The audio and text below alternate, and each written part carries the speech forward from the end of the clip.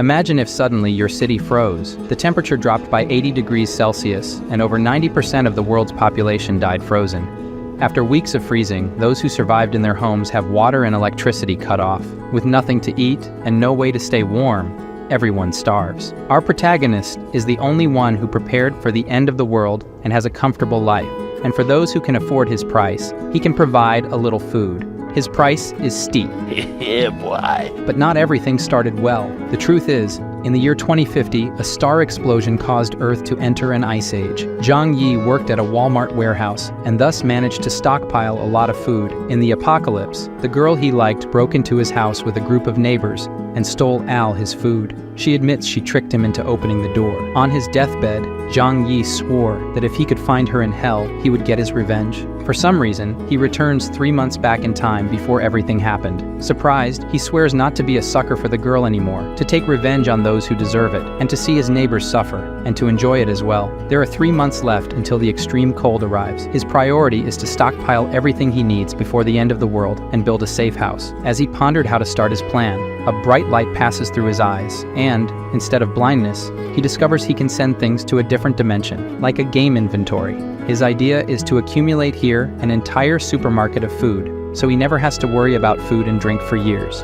Thinking about all the good food he won't be able to eat in 3 months, Zhang Yi goes to a luxury restaurant to stuff himself, spends 50,000 Korean wons, and puts it all on his credit card because in 3 months all his problems will be over. The girl Fang Yuqing, whom he had been in love with for years and never got anywhere with, and who betrayed him in his past life, along with her friend, sees that he went to a luxury restaurant. Her friend says she's lucky because this loser does everything for her, and he must be rich now. Fang Yuqing, in my last life, pretended to be innocent and virginal, and in the end, stole everything I had, even your arms. Right now, I want to kill that bitch right here, but that would land me in jail. I have to wait until the end of the world to do something. Zhang Yi flashes his bank card and asks, "Do you want to go shopping at the supermarket?" He uses them both to carry everything and show that he now has money, and they accept happily in hopes of making some profit. They ask, "Why so much food?" And the protagonist says, "You never know when an apocalypse might happen, and it's good to be prepared." The two opportunists complain that he's not carrying anything and that they're doing him a big favor. Now Zhang Yi owes them a luxurious dinner like the one he had before. Laughing coldly inside, Zhang Yi looks forward to the time when it's his turn to treat them very well. "I'm looking forward to that too." At the market exit, his Aunt Lin with her grandson says, "You can't eat all of that alone. Give some to your aunt." After saying this, the 5-year-old grandson steals his shopping cart.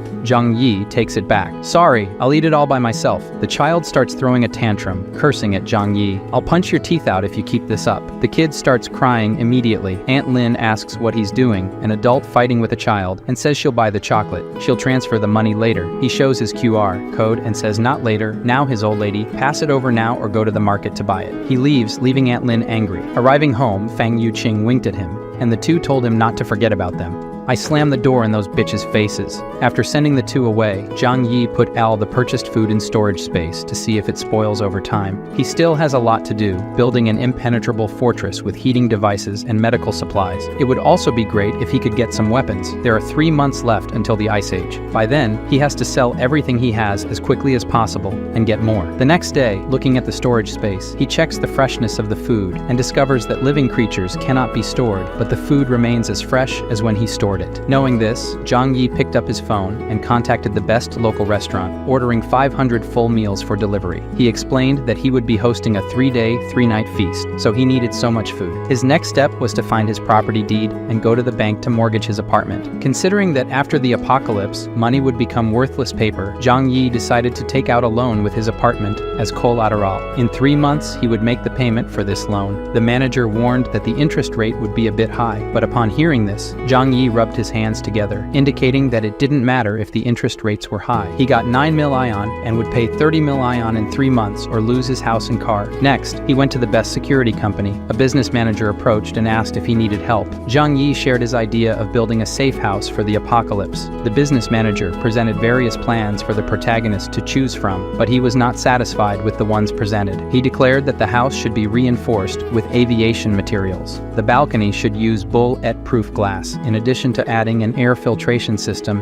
and a 360-degree blind spot-free monitoring system. The front door should be made of the same material as bank vault doors. Additional why, he asked the manager to find a way to obtain some weapons. The business manager was surprised by these renovations and the need for weapons. He could get everything except the weapons. Zhang Yi concluded that this would turn the house into a fortress. The final plan cost 8 mil ion, and after paying the deposit, he asked them to start the work immediately. Next, he needed to obtain some weapons for self-defense. He called the owner of a hunting club and managed to get some crossbows as weapons. As soon as he returned home, the 500 full meals he had ordered also arrived on several trucks. This caught the attention of many people in the neighborhood, as they were delivery trucks from a 5-star hotel, which would cost at least 1 mil ion or so. After some time, Zhang Yi's house was filled. Wasting no time, he put everything into storage space. Basically why, he wouldn't need to worry about food for years of his life. The next day, the security company workers came to start building the safe house. This scene attracted the attention of many neighbors, who mocked Zhang Yi, asking if he had taken the wrong medication. However, he didn't care because he believed that when the end came, they would find out who was the joke. Next, Zhang Yi went to the manager of the company where he works and bought a portion of the medicine supplies, offering double the market price to have priority to buy everything, even what was already sold to other companies. Then, he transported these things home, little by little. His recent stockpiling activities also caught the attention of Fang Yuqing, who asked if something was about to happen, mentioning that she had been thinking a lot about him recently. The protagonist didn't want to respond to Fang Yuqing's fake concern, leaving her angry. Zhang Yi, the suck-up who used to do everything she asked, suddenly started ignoring her. His best friend simply laughed at the situation. She stated that if something big was happening, the country would definitely notify everyone. All she has to do is win over the nouveau riche Zhang Yi, so they can benefit. After weeks, Zhang Yi's safe house was successfully built. The company also installed surveillance systems on every floor of the building. Zhang Yi was very pleased with the service. Now only one last batch of supplies was about to arrive. Several trucks of drinking water arrived successively. One of the delivery drivers was his Uncle Yu, who lives in his neighborhood. He seemed curious as to why his nephew ordered so many gallons of drinking water. In his past life, Uncle Yu was one of the few good people to Zhang Yi, so he whispered to his uncle, "The weather this year is going to be very cold. You should stock up on supplies to prepare as soon as possible." Hearing this, Uncle Yu didn't want to believe, but upon seeing Zhang Yi's serious face, he couldn't help but take it seriously. "Get back to work, you lazy bum."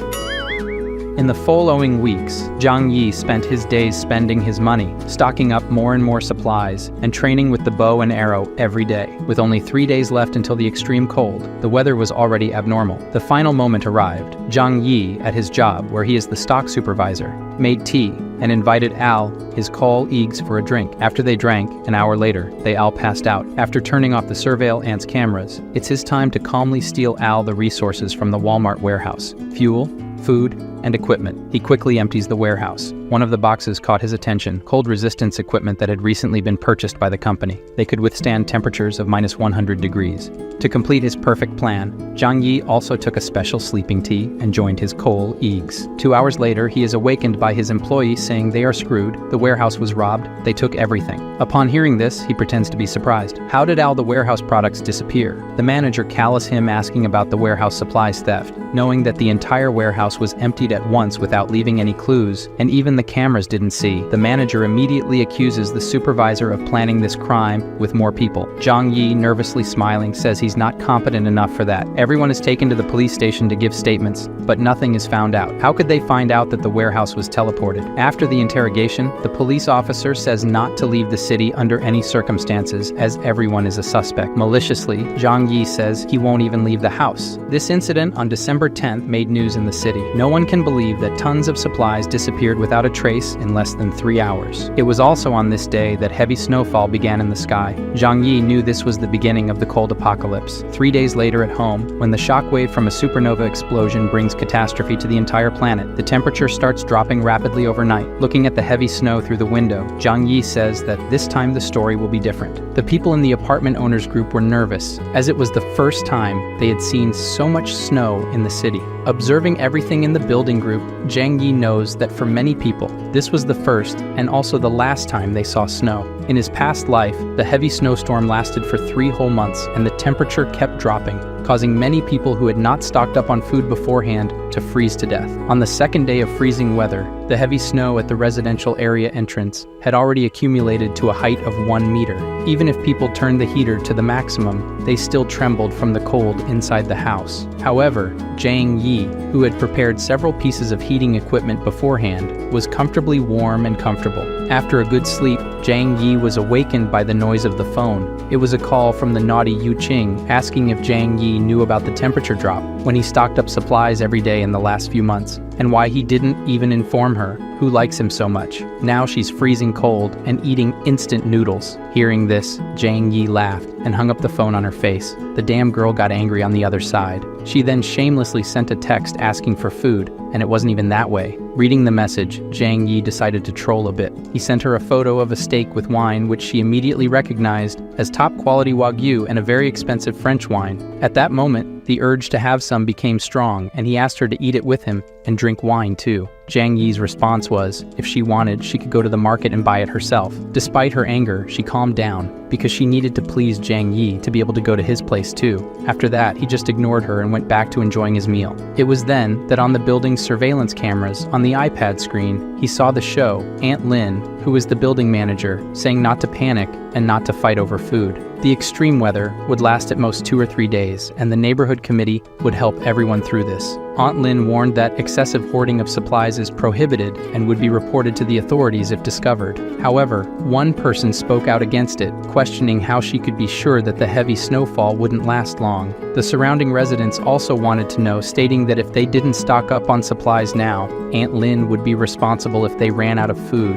Aunt Lin then stated that the neighborhood committee would take responsibility for this issue, then pointed to Zhang Yi to divert attention just to tell him not to cause trouble. He didn't care about the threats and went back to his super safe house. A week passed and the snow outside kept falling. Aunt Lin asked the building group for Zhang Yi, who is young, to clear the snow from the building's door. He says it's useless to clear because it would be like trying to dry a river with a bucket. By refusing Aunt Lin's request to clear the snow, Zhang Yi suggested she ask the rich people in the neighborhood for help. She was furious and clearly just trying to pick a fight. Angrily, she said that on behalf of the neighborhood committee, this is an order, and whoever opposes the orders will be blamed by the neighborhood committee for the problems. Questioning why Aunt Lin didn't call the rich people in the neighborhood to do the heavy lifting, he proposed that Aunt Lin ask Chen Zheng how to clear the snow. Chen Zheng is a construction boss. He has employees for that, and Xing Song is a rich guy and can afford to pay if he doesn't want to help like everyone else. The authority of Tia Lin in the group was shattered, and upon reading the messages, Lin, cursing, decided to call both members of the group to clean the snow together, tagging them in the chat. Upon seeing the message, Chen Zheng immediately got angry with Tia Lin and with Zhang Yi for acting as if he owned the place. Xing Song sent an audio message in the group saying he was busy working hard and sent a photo to show how busy he was. Tia Lin was furious with the rich guy's response but didn't question anything. She just accused Zhang Yi of causing this confusion. Zhang Yi didn't bother and ignored the rest. Tia Lin was so furious that she called Zhang Yi personally to complain. He threatened her that if she kept talking nonsense and bothering him, he would kill her. Trembling with fear, she hung up and didn't say anything else in the group. While he was eating, a loud noise came from the front door, and Chen Zheng outside shouted, "You were acting all high and mighty in the chat, putting others against me in the group. I'm going to kill you now, punk." Zhang Yi grabbed his bow and went to the door, while Chen Zheng was kicking. Magically aiming through the door opening, he asked about who would kill whom first. Zhang Yi hit Chen Zheng's shin with an arrow.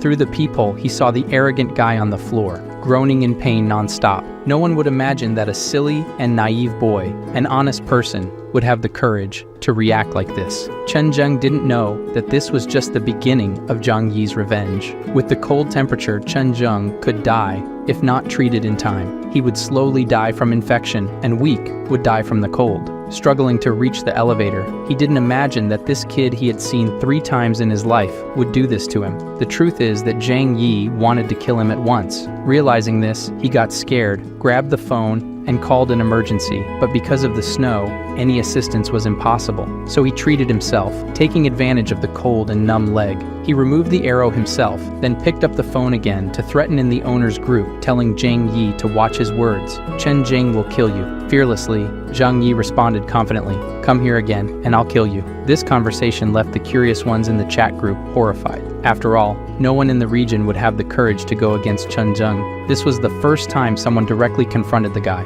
Furious, he grabbed the phone and called all his employees. In no time, a herd of people, each holding their own weapon, arrived at his house. Baldi led them all to Zhang Yi's door. "Zhang Yi, you offended our big bro. Today is the day of your death." Attacking the door that was supposed to be made of wood, his sword broke, and he flew, spinning away. Scared, Baldi said that this door is made of pure metal. How many enemies does this kid have? His house is more protected than a bank. Watching the security cameras, Zhang Yi said they seemed weak and must be hungry. The group of people, angrier and angrier, Zhang Yi had the idea of grabbing a water hose and turning it on from the kitchen tap. The workers outside saw the door opening passage, not understanding anything because it wasn't an arrow, so there was no danger. The hose sprayed cold water on all of them. A bunch of them fell to the frozen ground. Only a few managed to escape. This scene left Zhang Yi quite satisfied. In this freezing cold, cold water is more dangerous than weapons. In Chen Jing's house, 3 of them who escaped huddled together, trembling with cold. He angrily asked, "What happened?" An entire group couldn't catch a boy. The 3 explained that Zhang Yi was very clever. He put a burglar-proof steel door in the apartment. He sprayed cold water on all of us through a hole in the door. Chen Jing said he can't hide there forever. Put some men to guard his door day and night. When he needs to leave the house, get him and bring him.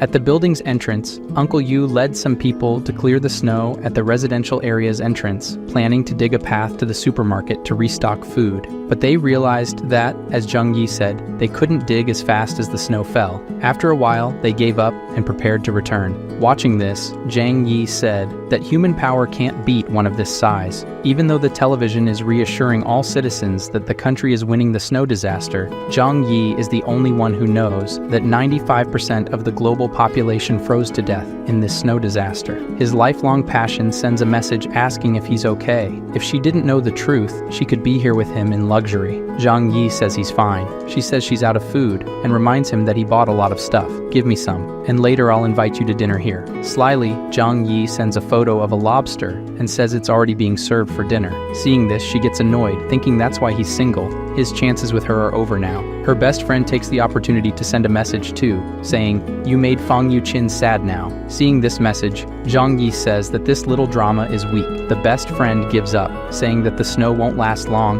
Why can't he help his lovely neighbors? He might even win Fang Yuqin over. That would be great for him. Zhang Yi ignores and responds with just an "oh." This pisses off the other bitch too. This loser suddenly turned so Alpha Sigma Red Pill? Yuqin gives up trying to figure out why his loser attitude changed so suddenly. They have the idea that if this loser isn't served anymore, they can use another one with less money. Yuqin called another loser, Zhou Ping. He came running and brought a big bag of supplies, saying it's all the food he has. Before Yuqin could fool another sucker, her friend slammed the door in his face. From the bitch's expression, she didn't even care. She was just thinking about getting revenge on Zhang Yi for ignoring her. With this additional bag, 5 days passed, and the snow kept increasing. While eating a piece of chicken while waiting for the real drama to begin, all the buildings were in the dark with the electricity cut off. Soon, neighbors started coming out of their homes, asking each other if they had electricity. Now, with water and electricity cut off, the heaters no longer worked. It was getting cold enough to die inside under the blankets. Before finishing the chicken, Zhang Yi was picking his teeth and turning on the generator he had bought before,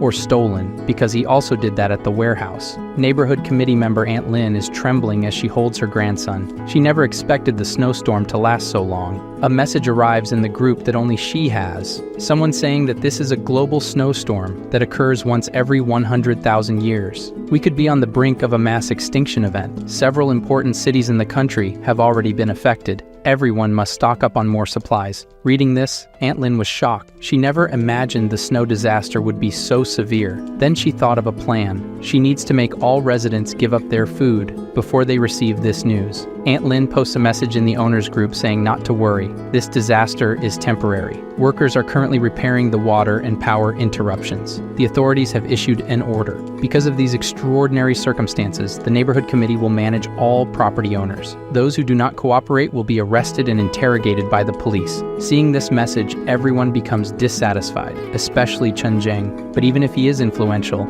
if it's a police order, he has to obey. Meanwhile, Tialin continues in the group chat. Due to the seriousness of the snowstorm, the neighborhood committee has decided to collect all supplies from each owner and distribute them equally to everyone to help overcome this crisis. Upon seeing this message, Zhang Yi remembers that she did the same thing in her past life and stole food from all the residents. Tia Lin's mistake was sending a message privately to Zhang Yi saying, "My nephew, you work in the warehouse. I saw you last time buying 3 truckloads of stuff. You must have stocked up a lot of food. It's your turn to do your part." Zhang Yi, angry, immediately replies with an audio message, "You armed, bitch. Liar, guys. He says he ate too much and ran out of supplies at home. When she collects from the building, come share some with me." Hearing this audio made the old lady almost have a heart attack from anger. How could he have ruined everything so quickly? But realizing that she and her grandson are in dire straits and depend on Zhang Yi, the lady calms down and responds kindly, "This is an order from the organization. You have to obey. After the snow passes, I will report your good deeds to the organization." If Zhang Yi hadn't died the last time in his life, he would have believed her. So he responds, picking his teeth, "Aunt, I'm not lying. I have nothing to eat at home, and I'm hungry. How about you send me some instant noodles, please?" Upon hearing this, Tia Lin couldn't hold back and replied to Zhang Yi, "Refusing to surrender your supplies is the same as going against the organization. I will definitely report you all." Zhang Yi dismissed her and said she was nothing. This made Tia Lin so nervous that she slammed her phone against the wall, furious with Zhang Yi just like her. After not getting any advantage, Tia Lin focused on the other owners. If she could deceive some of them, it would be enough. 2 days later, with Tia Lin lying, several owners sent their supplies to the old lady's house. Seeing this situation, Zhang Yi thought that everyone was stupid, believing in someone in this post-apocalyptic world. After so long, the whole world must be in chaos. Not enough food. People could only wait to starve to death or hunt for food. Many owners began tagging Tia Lin in the chat, asking about the supplies that were supposed to be distributed equally. "Many of us have no food at home. I want food, or I'll eat you, Tia Lin." The crooked trustee responded to the demands, mocking, "You idiots. These supplies were obtained through my hard work. Why should I give them away?" At that moment, her phone rang and, seeing that it was Chen Zheng, she began to sweat cold. "What do you want with an old lady?" Chen Zheng said coldly. "Tia Lin, you really tricked and took everyone's supplies to your house." She pretended to be innocent, saying it was the arrangement of the community committee and that she was just doing her duty. Chen Zheng then said that this is perfect. 10 of them are waiting for her to distribute the supplies. Hearing this, Tia Lin tried to argue, saying, "These supplies have not been sorted yet. Some owners have not yet handed in their supplies, so we cannot start distributing them yet. So, alright," Chen Zheng, along with his starving companions, stormed her house. There is no more law in this chaos, and he smacks the old lady in the face. Today, he will be the justice. Meanwhile, Zhang Yi watched everything on the surveillance cameras, calmly eating a sausage. He also had the idea to record the action at Tia Lin's house and share it in the building group chat. Seeing that they were going to take all the food and leave nothing behind, she tried to stop Chen Zheng. "Some of the supplies here are the ones I personally stocked. Without these supplies, how will she and her grandson survive?" Chen Zheng said, "Fuck it," and kicked the old lady. The grandson, in shock, grabbed a bread knife to defend his grandmother, and he stabbed a guy's dick. After feeling the pain, the worker kicked the boy in the chest, while others laughed at him. Chen Zheng didn't show concern for this, and even said that this is what she deserves for deceiving us. "We are just delivering justice." Through the residents group, watching everything, they also applauded and enjoyed it. "You old liar, that's how you deal with scammers." They thanked Chen Zheng. Seeing these messages, Zhang Yi said that these idiots don't understand the real problem. Today, Chen Zheng invaded old lady Lin's house. Tomorrow, he may invade yours. But since all of this doesn't represent a risk for Zhang Yi, he says he doesn't care. His steel door will never fall to these guys. After a while, Tia Lin was asking for help in the residents group. "Does anyone have hemostatic drugs, wound medicine, and antibiotics? My grandson was shot by Chen Zheng. Dr. Xiaohu urgently needs these medicines for the grandson's surgery." Upon hearing this, Zhang Yi's eyes widened. Dr. Xiaohu was a kind doctor in his past life. Here we see why his eyes are turned in different directions. Tia Lin made an appeal for medicine, promising gratitude to anyone willing to provide it.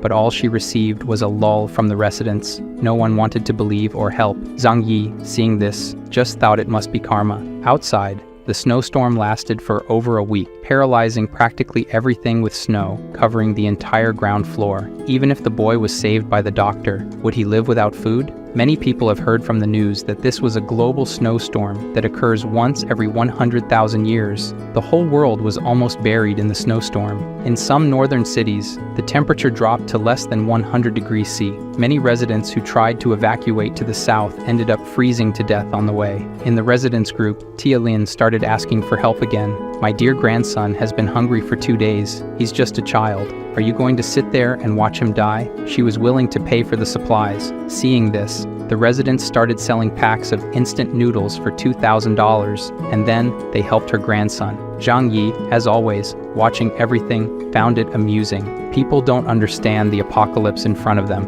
Soon, they will have to eat money. As a rich person and knowledgeable about things, Xingzong started buying food from everyone who sold it for a lot of money. He knew very well that you can't eat money in this apocalyptic world. A single mother made an appeal for help in the group as well. Her daughter was about to starve to death, and she hoped everyone could help her. Zhang Yi says that this woman in his past life, with her daughter, survived for a long time, so it's all good. It had been 10 days since the freezing. Zhang Yi, as always, was at home, enjoying the comfort. At this moment, the phone rang. Seeing who it was, he chuckled. He opened the video call and said they seemed thinner. So are they eating well? The sight of the chicken made both of them drool instantly, and they asked why he still has so much food at home. And with this cold, why is he sweating? Mockingly, he says he has a fireplace at home. It's very warm, and he jokes that he's even thinking of going for a run outside to get some fresh air. Yu Qing, drooling over Zhang Yi, saying he's amazing, asked to take a bath inside with him. Without thinking twice, he rejected the invitation and even made a joke.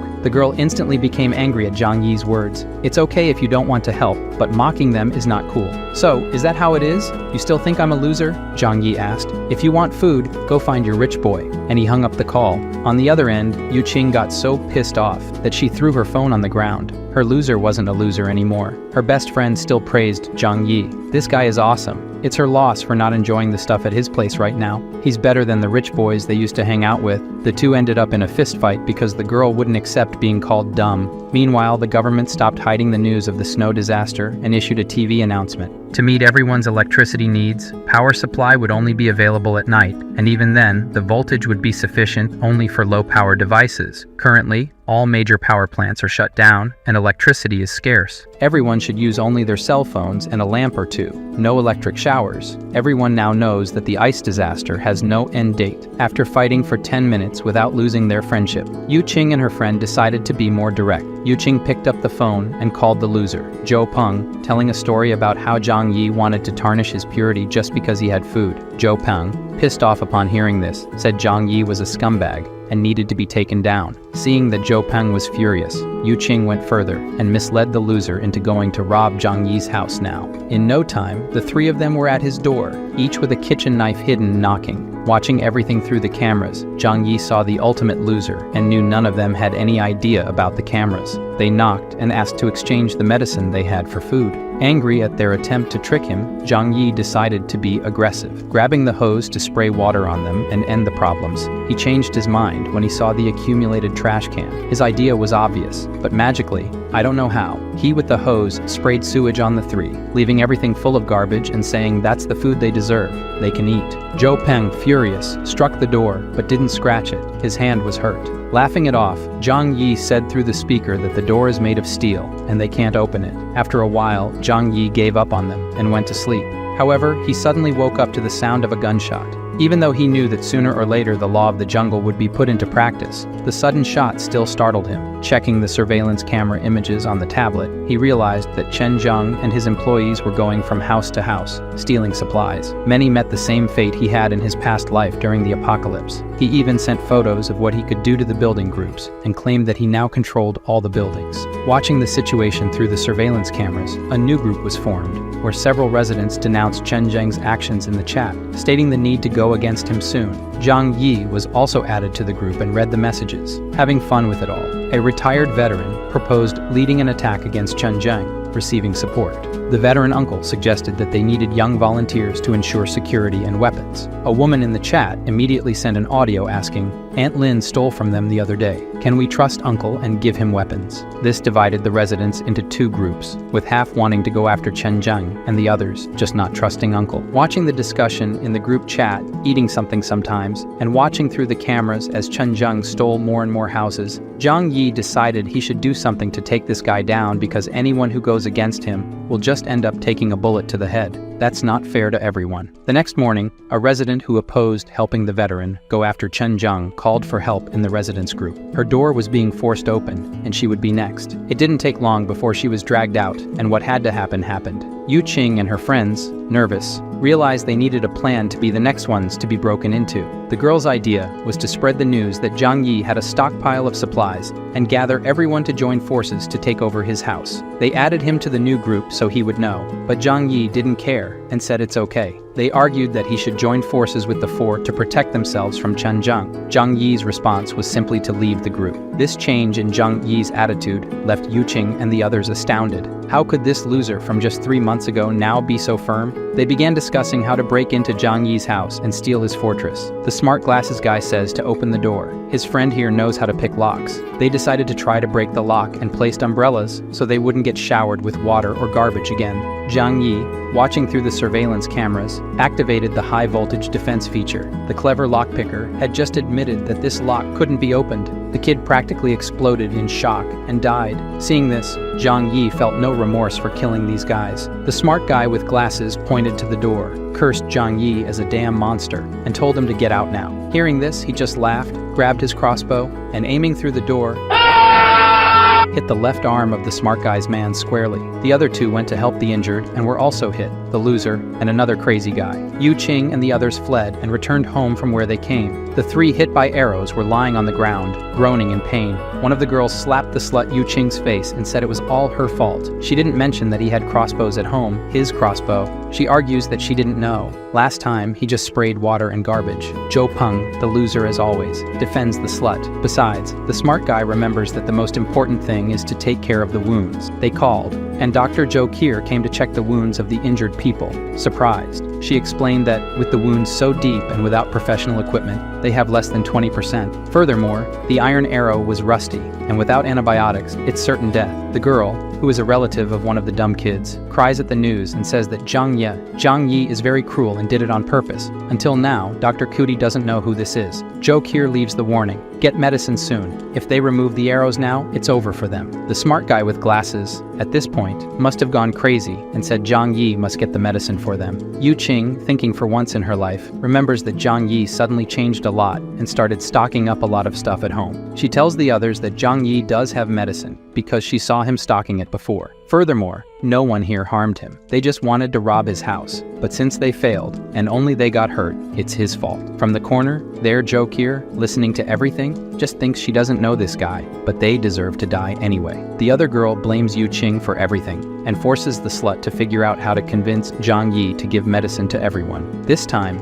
even the loser agreed. Without the medicine, he would die too. The plan now was to try to call him, which he answered easily. She is crying on the phone and says the boys are dying, and if he can help, Zhang Yi just asks why he should. Everyone has to die sooner or later. The crazy guy's sister takes the phone to say it's his duty to help because he injured the guys and they were rusty. Zhang Yi then says that he used arrows like that just for them to die anyway. To add insult to injury, he even says he won't help, but Yu Qing can come live with him. At that moment, the girl takes the phone back and says yes, he's yours from now on. Do whatever you want with her, says Zhang Yi. Her blood-sucking friend says to take her too. Zhang Yi says, just come, you can come now. He starts running right away to go. Her friend tries to pull her, and she just gets a push. Get away from me, you bitch, the cousin of one of the boys says, then gives her another slap in the face and calls her a schemer. As always, the slut looks at Zhou Peng, too much of a loser, and asks for his help. He has to make them let her go and be happy with Zhang Yi. She also says that Zhou Peng is a good man, but he's poor and weak. Zhang Yi's brother is the one who can make her happy now. The kid even falls in pain now. She bolted, trying to go to Zhang Yi's house, but the others stopped her. The reason is that everything is her fault, so Yu Qing doesn't have the right to thrive alone. Dr. Zhou Kier reminds them again that without medicine, it's certain death and leaves. One of the injured kids, the smarty there,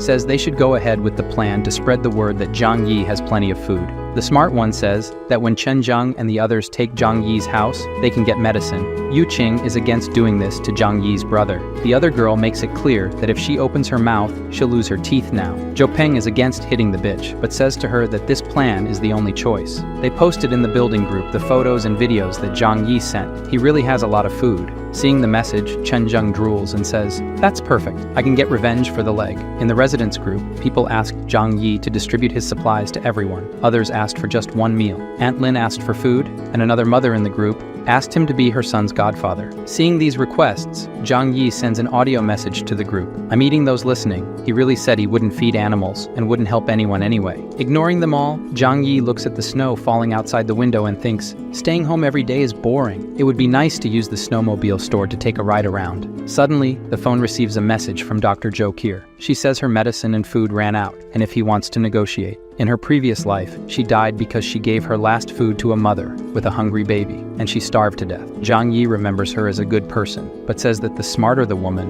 the more dangerous she will be. Zhang Yi doesn't want to leave anything to chance and end up dying again. He replied, "I can provide supplies, but you need to trade something for them." Seeing the message, Zhou Qi says he can give her food for participating in a consultation with her. Look how cute she is, thinking she doesn't even know this guy. And now, Zhang Yi says instead he can provide medicine and food, but she needs to do him a favor. Zhang Yi needs her to be his spy and inform him of the residents' plans. The deal is that, accepting it or not, it's her choice to follow the crowd and die like everyone else or stand by his side. She wonders for a moment if this is right, but decides to accept. The first step is taken, guys. Our Zhang Yi has a lot of food, but lacks food, doesn't he? Then the smart guy with glasses sent a final threat. "Zhang Yi, where are you? Last chance. Are you going to deliver the supplies or not?" Seeing the message, Zhang Yi trolls in the group, saying that his food just ran out. The wounded smart guy threatens him, and soon, Chen Zheng makes a group without Zhang Yi, planning to join together to steal everything he has. Zhou Qi and Uncle Yu are in the group and decide to warn Zhang Yi about it. With that, Zhang Yi is sure that Dr. Zhou Qi was cooperating with him. Zhang Yi tells her that he has plans to defend himself, just don't be with the herd. It was 2:30 in the morning when a group of armed people marched home, shouting that they had to kill the selfish one. They hammered the door with all their might. Seeing this through the security cameras, Zhang Yi turned on the high-voltage device. Those who were close were electrocuted and died. What a pity. The others were scared and wanted to flee. However, as soon as they turned around, they were blocked by Chen Zheng and his gang. He ordered them to continue breaking the door, or they would die. To motivate the residents, the smart one with glasses said that now they have to kill Zhang Yi to avenge the neighbors he just killed. Besides, inside there's a fireplace and plenty of food. Encouraged, the residents grabbed a wooden log and continued trying to break down the door. Zhang Yi, after some time drinking wine, decides to help them. He took out his sound system, played action music, and said that this was to motivate them. Listening to the music, and with more anger, 20 minutes later, the door was only scratched, and the guys were fainting from hunger and exhaustion. The residents, who didn't even know the door was made of steel, were puzzled. One of them goes there to inspect with a magnifying glass and says it's the same material as bank vaults. A door like this, not even a tank could knock down. Zhang Yi, on the other side of the door with his crossbow ready, only aimed well at the throat. The guy was agonizing there, and the other neighbors ran, shouting that he had weapons. Somehow, Zhang Yi hit the people who weren't even facing his door. The technology mysteries that, behind the door, Zhang Yi felt no guilt for it, just self-defense. The smarty with glasses who survived after calming down says he has a plan. The door is steel and thick, but the wall is still made of cement bricks. The neighbors seemed to understand and started hammering the wall next to the door. Cracks began to appear in the wall, and then a metallic sound with an impact occurred. The guy with glasses lost fear of the arrows on the side of the door and went to check. The walls are also lined with steel. Everyone was shocked. Why on earth would someone put steel in the walls? Someone who knew this situation was going to happen, they tried to break several other places in the walls, and every corner had metal. They went to the apartment above and below his, and as expected, there was metal everywhere. This miserable man has an impenetrable fortress. Without tools, it was impossible to drill through the walls. The neighbors realized that Zhang Yi must have known about the apocalypse to have built such a complex fortress. Everyone was in despair, saying that Zhang Yi was selfish and only thought of himself. Two residents looked at each other hungrily, and for a second, thought about eating each other. But it passed. One of the neighbors says he remembers that his apartment's balcony is made of glass. This idea made everyone excited again. Using wooden planks from the neighboring apartment to his, Zhang Yi sat calmly while everyone together gathered on the balcony. Unfortunately for them, the glass was bulletproof, and they couldn't even scratch it. To help them warm up because it's very cold outside, Zhang Yi took a Molotov cocktail and threw it into a hole in the wall, which soon fell from the ceiling on their heads. In the element's view, it was 1 second of terror, and then many of pain, catching fire completely. In agony, he jumped from the balcony. The fire spread, and everyone else was also protected against the cold, while Zhang Yi watched everything. The others tried to go back to the apartment next door. However, the others didn't let them, for fear of burning themselves too. They fell off the planks, and any of those who didn't fall took the opportunity to warm up a little. After a while, the repentant resident returned to his balcony in front of the glass, begging for food. As in his past life, they ate. He doesn't even feel sorry for them. Hess shows them warm pasta to see them drooling. He even puts it on a table right in front of them. Zhang Yi then told them that for whoever brings Chen Zheng's head will receive food for a week. Hearing this, everyone looked eagerly at Chen Zheng in the neighboring apartment. Even those who were behind him heard Zhang Yi's words. Killing Chen Zheng means food and drink for a week. Chen Zheng even locked the door with everyone's gaze, but before he could get closer, his men and the gun in his hand stopped him. At this point, Zhang Yi put the reward notice in the owner's group.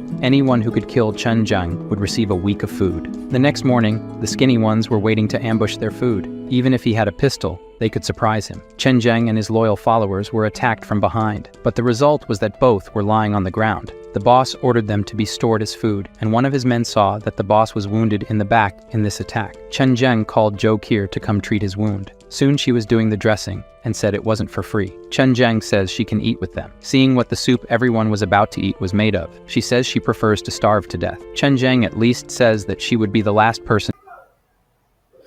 Thanks for watching, guys. Make sure you click that subscribe button right now.